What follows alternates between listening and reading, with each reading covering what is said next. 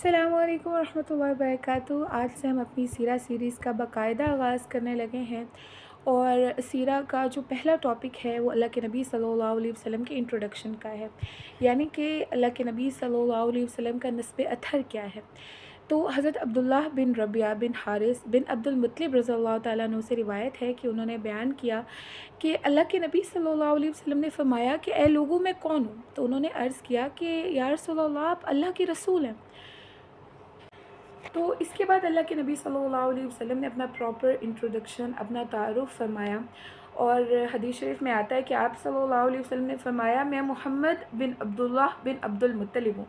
اور راوی بیان کرتے ہیں کہ اس کے بعد اللہ کے نبی صلی اللہ علیہ وسلم نے مزید فرمایا کہ جان لو بے شک اللہ تعالیٰ نے اپنی مخلوقات کو پیدا فرمایا تو مجھے اپنی بہترین مخلوق یعنی بنی نوع انسان میں پیدا فرمایا۔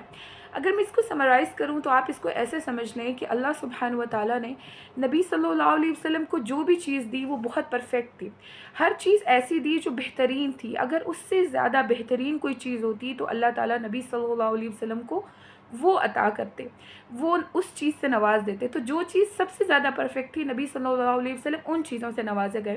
تو مخلوقات میں سب سے زیادہ خاص، سب سے زیادہ پرفیکٹ جو مخلوق تھی وہ بنی نوع انسان تھے، وہ ہیومن بینگز تھے۔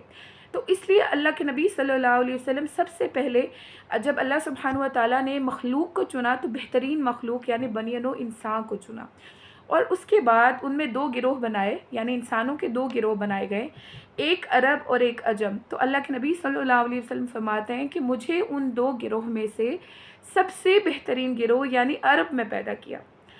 پھر اللہ سبحانہ و تعالیٰ نے ان کے قبائل بنائے تو مجھے عرب کے بہترین قبیلے یعنی قریش میں پیدا فرمایا، اور پھر قریش کے خاندان بنائے تو مجھے ان میں سے بہترین گھرانے یعنی بنو ہاشم میں پیدا کیا۔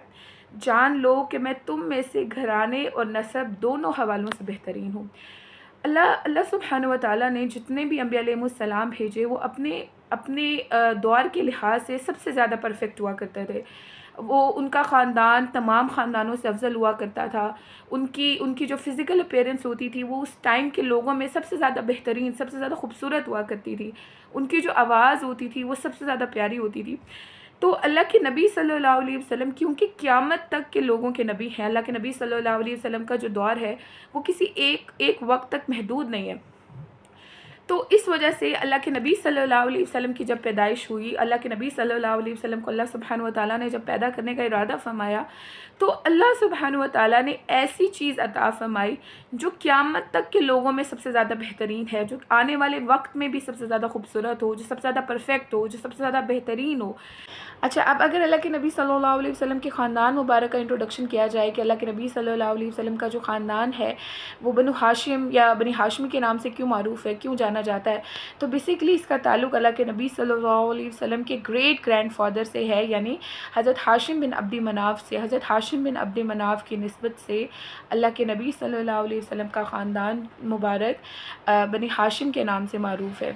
انشاءاللہ سیرہ کے اپ کمنگ لیکچرز میں ہم حضرت ہاشم کے کچھ بہت ہی مختصر سی حالات پڑھیں گے، اور اس کے بعد اللہ کے نبی صلی اللہ علیہ وسلم کے گرینڈ فادر یعنی حضرت عبد المطلب کے بارے میں، پھر اللہ کے نبی صلی اللہ علیہ وسلم کے فادر یعنی حضرت عبداللہ کے بارے میں، اور اس کے بعد اللہ کے نبی صلی اللہ علیہ وسلم کی باقی سیرہ کو ہم سٹارٹ کریں گے انشاءاللہ۔